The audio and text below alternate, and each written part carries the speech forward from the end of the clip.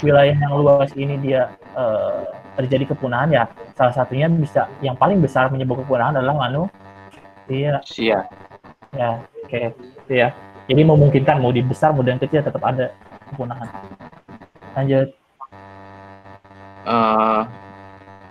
Weni Pak. Setelah Rentina Weni itu. Oke, saya baca sendiri aja. Yang tanya di ketahanan ekologi itu bagaimana Pak suatu ekosistem memperbaiki lagi kompleks ekosistem secara mandiri. Suatu ekosistem memperbaiki lagi kompleks ekosistem secara mandiri.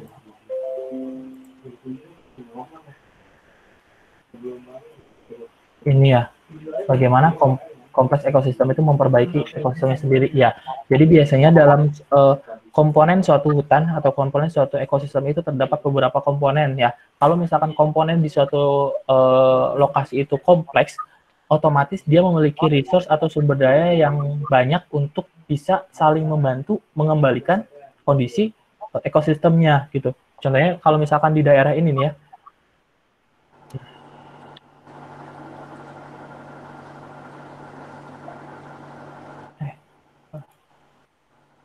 contohnya di daerah ini dia hanya ada 1 sampai 5 tumbuhan gitu ya. Kemudian yang di daerah ini ada mungkin lebih dari 30 jenis tumbuhan. Nah, mana yang ekosistem yang memiliki resiliensi yang paling tinggi? Otomatis yang memiliki jumlah lebih banyak. Organisme yang lebih banyak ya. Mungkin saja di organisme ini ada beberapa komposisi. Ada tumbuhan yang dia tumbuhnya di atas gitu ya, yang liana tadi nempel-nempel di pohon. Ada tumbuhan yang dia fokus untuk perbaikan kondisi tanah gitu. Contohnya adalah spesies apa untuk awal itu saya lupa. Ya pokoknya ada spesies yang biasanya kalau misalkan hutan rusak itu ada spesies yang mulai tumbuhnya awal gitu, saya rumput-rumputan dan sebagainya gitu ya. Jadi ada yang tumbuh di atas, ada yang tumbuh di bawah, ada yang mungkin tumbuh di pertengahan gitu ya. Itu ya sama-sama membangun kompleks baru supaya kembali lagi ke kondisi alaminya gitu. Itu ya. Iya Pak, baik Pak, kasih. Terus Siti, kenapa beaver tadi bisa dianggap spesies kunci, Pak? Pak, maaf Pak, minta dijelasin kembali. Ya, kenapa sih beaver itu bisa jadi spesies kunci? Ya, kalau kita melihat bahwa si beaver ini ya memiliki fungsi untuk membendung aliran-aliran sungai atau rawa gitu. Nah, dia tuh membendung asalnya nih ya asalnya nih, ekosistem ini dia tidak memiliki stream atau tidak memiliki aliran ya, karena biasanya di sini si beaver buat bendungan, kemudian di sini dia buat bendungan. Ya di sini kan menggenang gitu ya, genangan ya. Yang terjadi di Yellowstone adalah si beaver ini hilang karena tidak ada tumbuhan yang bisa dia gunakan untuk membentuk suatu bendungan. Ketika bendungan ini hilang, otomatis nanti air itu menjadi stream atau menjadi aliran deras ya. Apa yang terjadi ketika aliran deras? Otomatis yang satwa yang atau hewan atau tumbuhan yang ada di sini biasanya itu akan tergerus habis ya.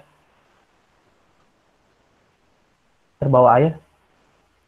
Apalagi yang terjadi? Nah, erosi. Ya. Otomatis ini nggak hanya terdapat aliran deras. Ketika aliran deras ya tidak ada termasuk yang paling penting adalah yang amfibi, reptil dan amfibi yang biasanya hidup di genangan ya tidak ada, hilang gitu. Jadi kenapa si beaver ini menjadi spesies kunci ya itu ya, dilihat dari peranannya dalam suatu ekosistem. Siapa tadi yang nanya? Siti, dengerin nggak Siti?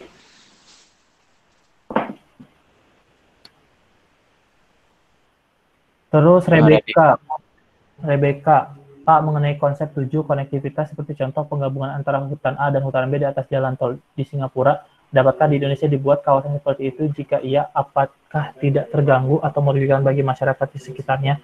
Nah ini kan saya udah jelaskan ya, di Indonesia kan pernah dulu-dulu itu udah mulai dibahas ya, untuk menghubungkan Gunung Gede Taman Nasional.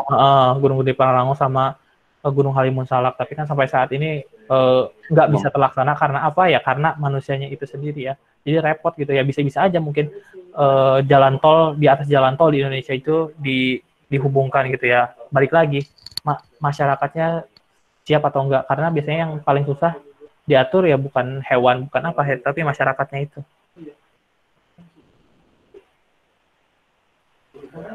Kayak Afifah, Pak ingin bertanya, harimau masuk ke dalam kategori konsumen puncak atau predator puncak. Apakah konsumen tingkat pertama, predator tingkat pertama sampai tingkat ketiga juga termasuk spesies kunci? Bisa terjadi ya, bisa saja gitu. Kayak semua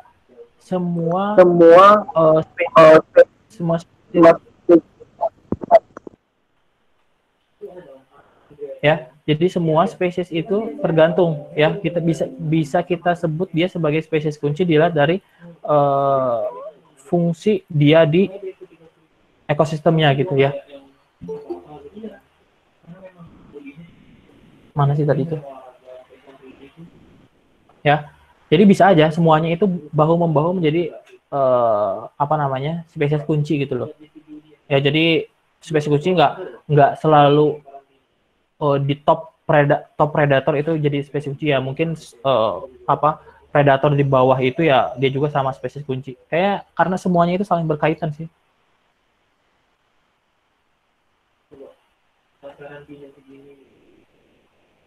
Ya, tapi kenapa disebut spesies kunci? Karena ketika kehilangan itu kondisi ekosistem akan rusak gitu, akan terganggu. Yang contohnya yang di Yellowstone itu ketika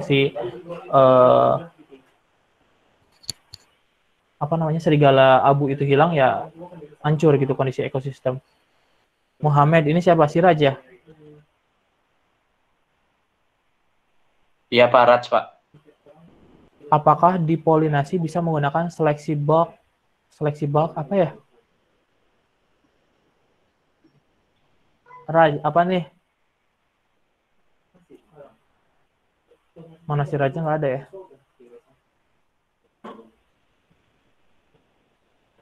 Jelas ya Raj. Ini dia dapat dari mana ini? Saya nggak tahu ya seleksi bulk itu apa. Mungkin orang-orang silvicultur yang tahu. Arif, apakah iklim dan bencana alam adalah faktor pembatas dalam pertumbuhan populasi? Jelas. Iya, yang si Arif jawabannya. Oh iya, Pak. Badak Jawa di ujung kulon jumlahnya sedikit untuk menghindari inbreeding badak tersebut dipindahkan. Namun jika dipindahkan bukannya hewan tersebut akan invasif. Oke. Ya. Nah, untuk memindahkan badak Jawa sampai saat ini ke Suaka Marga Satwa Cikepuh itu belum dilakukan. Karena apa? Karena memerlukan penelitian yang menyeluruh gitu loh. Nah, ketika nanti badak Jawa ke situ, ya, yang dipikir yang pertama adalah bisa nggak badak Jawa itu tumbuh di situ, bagaimana kondisinya, bagaimana kelerengan si lokasinya. Kemudian yang kedua, ketika badak Jawa ke situ, apakah nanti mengganggu nggak spesies yang ada di situ dan sebagainya. Jadi ya bisa saja mungkin nanti badak Jawa menjadi invasif. Tapi biasanya yang jadi invasif itu adalah spesies yang memiliki tingkat produktivitas yang tinggi gitu. Kalau badak Jawa itu repot, jarang lahirinnya. Jadi mungkin jadi invasif itu tidak besar gitu. Tapi nggak tahu mungkin ratusan atau ribuan tahun kemudian apakah dia bisa jadi invasif ya, bisa mungkin saja. Oke, Eli, mana Eli?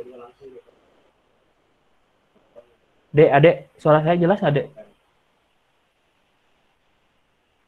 Kedengeran, Pak. Kedengeran. Oke. Banyak banget yang bertanya-nya. Banyak Pak yang di WA juga ada, Pak. Aduh, gimana saya jawab yang di WA ya? Saya rekap nih.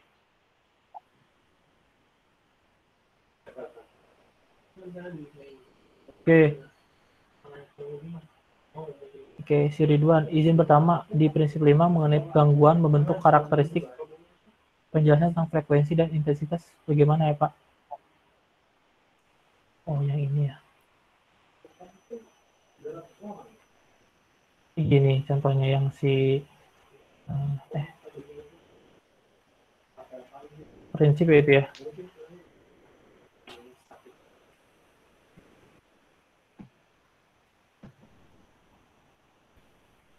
Kayak ini ya, yang disebut dengan frekuensi dan intensitas yang membentuk suatu pertumbuhan ekosistem yang berbeda gitu ya. Jadi gini maksudnya ya, berarti otomatis kan ada biasanya jenis-jenis benih yang dia akan berkecambah ketika dia terkena panas ya. Ketika ada panas yang cukup untuk memecahkan dormansi dia, ya dormansi itu masa tidur. Ini contohnya si benih ini terkubur tanah, kemudian dia ada panas yang diberikan ke sini. Nah, nanti dia akan hidup ya. Masa dormannya dia akan pecah, kemudian dia nanti akan hidup. Nah, kalau yang si Pinus ponderosa ini, kenapa dia kenapa dia hidup? Karena frekuensi kebakarannya tinggi, tapi intensitas itu kecil gitu ya. Mungkin dia dengan frekuensi yang tinggi, si benih nih 1 kali kena, 2 kali kena, banyak kena. Nah, dia jadinya pertumbuhan yang cepat adalah si Pinus ponderosa. Tapi beda ketika intensitasnya tinggi, kebakarannya tinggi, ya nanti yang benih yang akan berkecambah itu benih si Pinus contorta gitu.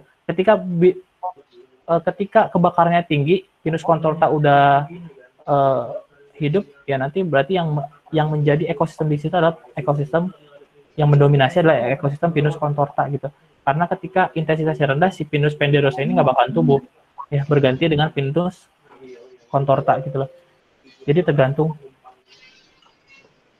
Ngerti nggak ya? Bisa dipahami, Pak. Oke, jadi tergantung karakteristik benihnya juga gitu loh. Dia bisa hidup di suhu yang panas atau gimana gitu. Iya, Pak. Tanya apa yang terjadi jika populasi menurun dan meningkat pada suatu ekosistem? Ya akan terganggu berarti kan? Ya. Kondisi ekosistemnya, rantai makanan dan lain sebagainya.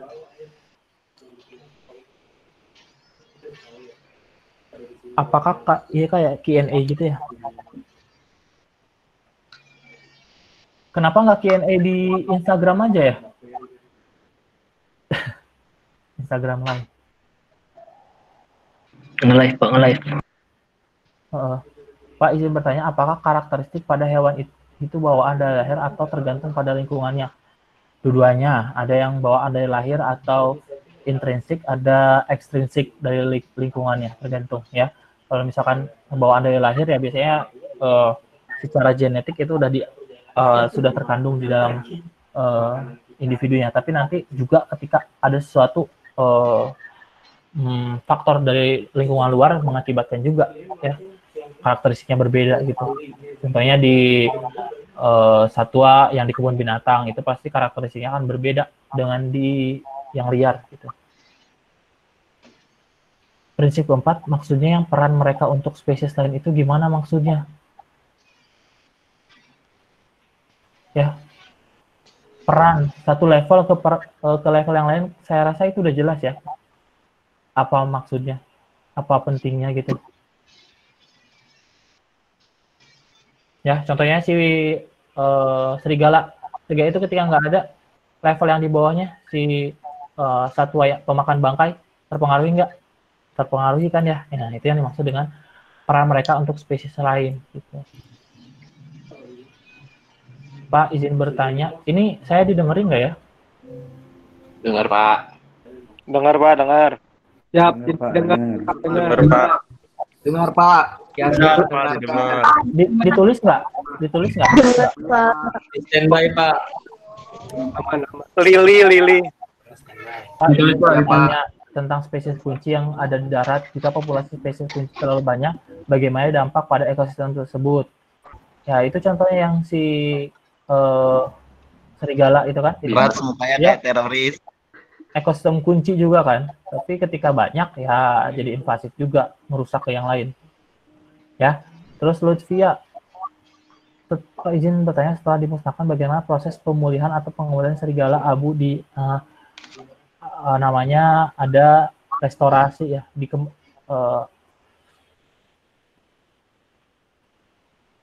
dikembalikan dari lokasi lain yang masih memiliki si serigala itu.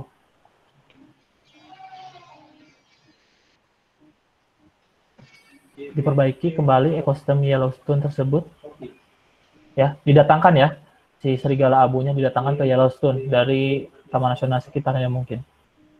Perkembangan serigala tersebut dapat berlangsung cepat dan segera memperbaiki ekosistem yang telah rusak, ya tidak secara langsung ya.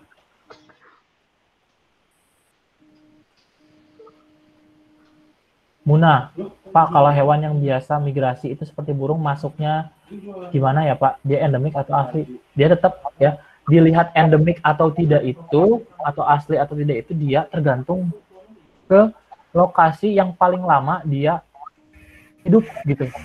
Ya, contohnya dia migrasi ke Indonesia hanya untuk berkembang biak. Nanti setelah bertelur, nanti setelah menetas dia kembali lagi.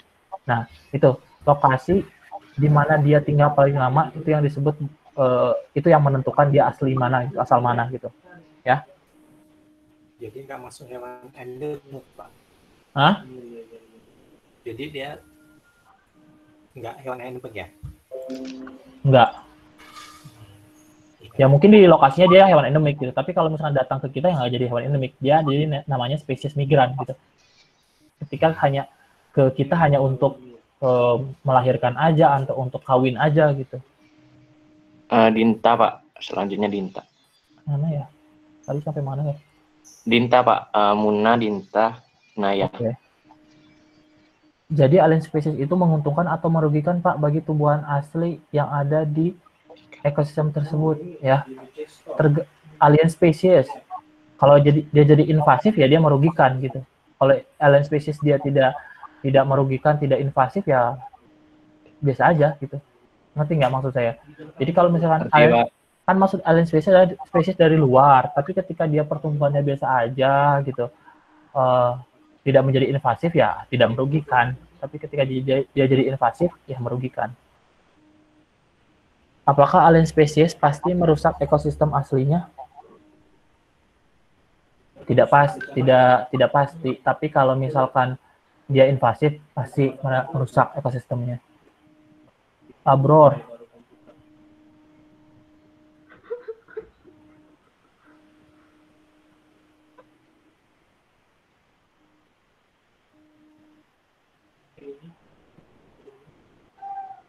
Ya sama aja, introduksi atau invasif itu ya beda. Tolong bedakan, invasif itu adalah spesies yang merugikan ya. Merugikan spesies yang asli di situ gitu loh, karena perkembangan populasinya yang cukup tinggi ya. Ya beda, spesies introduksi bisa aja nanti spesies introduksi itu menjadi spesies invasif ya. Contohnya si ikan nila itu adalah spesies yang diintroduksi tapi dia jadi spesies invasif tetap ya. Abror, masih Abror. Baik Pak.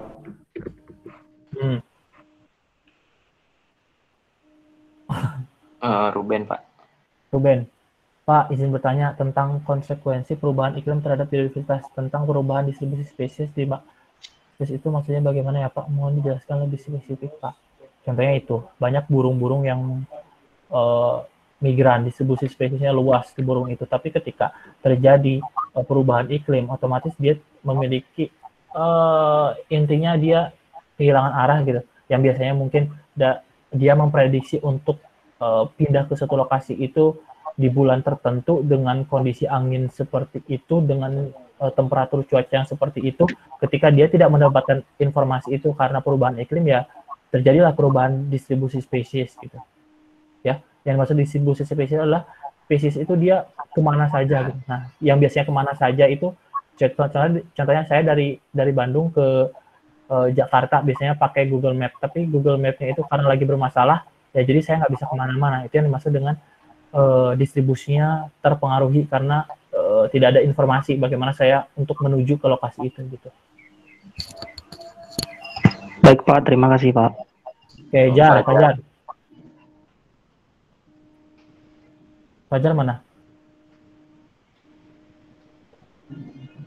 Karakteristik yang paling jelas untuk membedakan antara orang utan Sumatera dengan orang utan Tapanuli apa ya Pak? Ada beberapa ciri fisik yang membedakan antara orang utan Sumatera, orang utan Tapanuli, dan orang utan Kalimantan yang bisa dilihat di Google. Saya nggak tahu pasti ya. Tapi kemarin saya baca memang ada perbedaan di struktur muka, kemudian jumlah rambut gitu, struktur rambut dan sebagainya. Ada perbedaan di ketiga orang utan itu, ya. Fisik. Fisiknya ada. Silakan lihat di Google, itu ada foto ketiga itu bukan. Berarti itu dulunya orang utan Sumatera sama orang utan Tapanuli itu masih satu jenis, Pak? Ya, mungkin dulu karena si itu yang pas pembentukan si toba. Ketika toba meleduk ya si Tapanuli, orang utan Tapanuli itu terfragmentasi di lokasi itu, nggak bisa kemana-mana, nggak bisa nyebrang si Danau Toba. Apa yang harus dia lakukan supaya dia tetap bertahan hidup adalah dia melakukan evolusi, ya kan? Di prinsip yang pertama saya sebutkan kan, evolusi dan konsep ya, evolusi dan genetik itu dia memiliki peranan penting untuk mempertahankan kondisi suatu populasi, ya. Oke Pak, makasih Pak.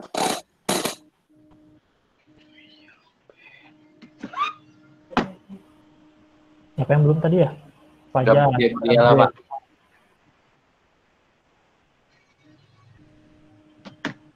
Oke, habitat yang menurun atau habitat yang terbatas, sedangkan populasi hewan saya juga ikut menurun karena keterbatasan tempat hidupnya itu.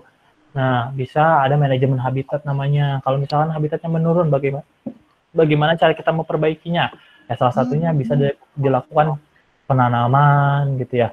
Kemudian bisa kita introduksi spesies yang sama. Contohnya di satu lokasi kondisi habitatnya menurun, kemudian di situ ada top predator yang udah tidak memiliki makanan ya. Kita bisa introduksi jenis-jenis yang sama yang di situ untuk sebagai pakan si top predator itu gitu. Selain manajemen habitat, kita penanaman dan sebagainya, kemudian kita ada introduksi pakan dan sebagainya, itu bisa jadi salah satu kondisi untuk memperbaiki kondisi habitat.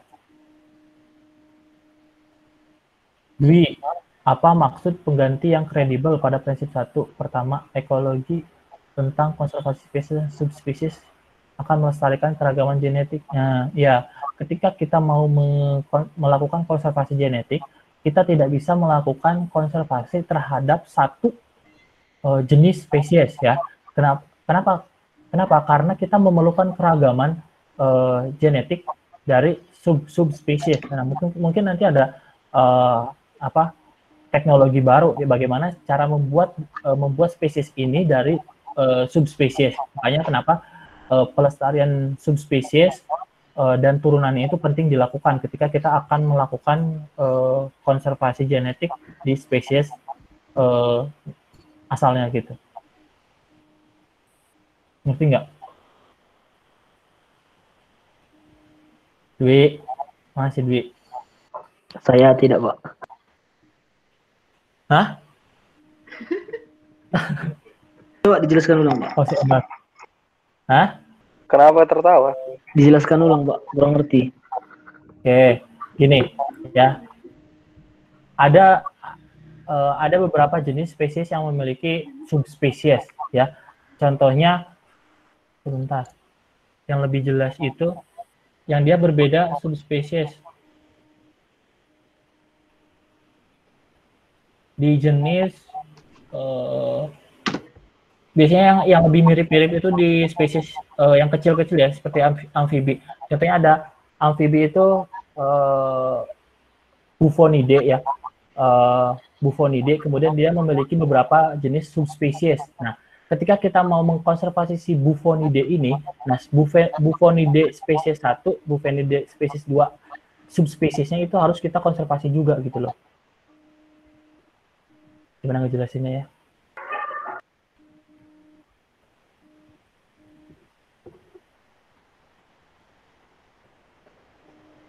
ini katak A ya, kemudian ini katak B. Nah, dia memiliki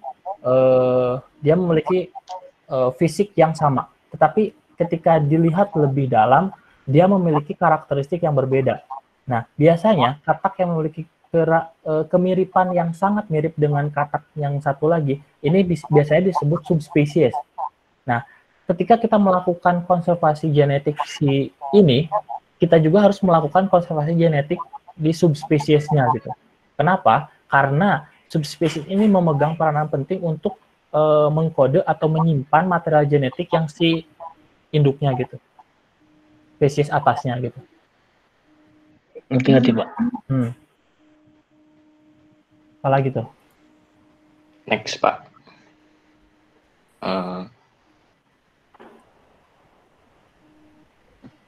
Si Astrid. Pak Raz dilihat-lihat kayak teroris emang. Waduh, Pak, jangan dong, Pak. WK. Lili. Enggak. Awas ada teroris. Robesto. Wah, kacau. Lagi fokus ini lagi fokus nih. Robesto mana Robesto? Ayo.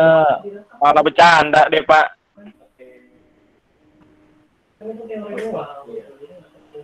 Terus. Si Astrid, Pak.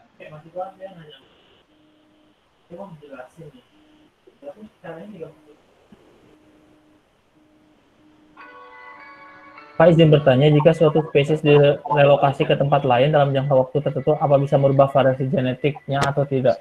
Bisa jadi. Dalam waktu yang lama.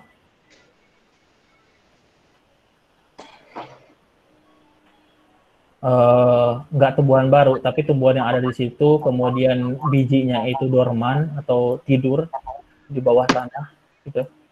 Ketika nanti terjadi perbedaan intensitas sama frekuensi kebakaran, nanti yang bijinya yang mana cepat tumbuh, yang mana itu yang menyebabkan si perbedaan karakteristik tumbuhan itu. Pak izin bertanya, contoh dari kerusakan lingkungan disebabkan oleh pengelolaan peternakan yang kurang memperhatikan lingkungan itu apa ya? Ini yang di mana ya peternakan ini?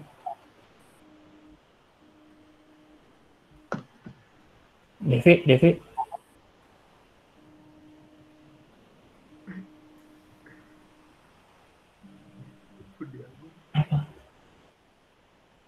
Ngapain lu ikut-ikutan? Oh bisa? Ya. Pak, sepertinya akibat pandemi COVID-19, pengaruh pada konsep dan prinsip ekologi ini jadi untung atau rugi ya Pak? Tergantung, mungkin karena kondisi manusia, karena ya semua proses berhenti ya mungkin jadi menguntungkan ya. Saya di Twitter itu kondisi bumi jadi lumayan bagus ketika si corona ini ada. Main Twitter, Pak. Main lah. Rahasia. Oke, ada yang mau tanyakan lagi? Cukup? Saya mau jawab di WA. Halo. Cukup, Pak. Ya, Oke. Cukup, Pak. Lili. Dek, udah ditulis kan, Dek? Nama-namanya, Dek? Cukup, Pak. Udah, Pak, yang tadi nanya di room chat sini sama di WA. Udah ada saya tulis. Ya udah. Lili. Oke, makasih ya. Ya, Pak. Yuk, saya mau jawab yang di WA. Yuk, makasih. Oke, Lili. Oke,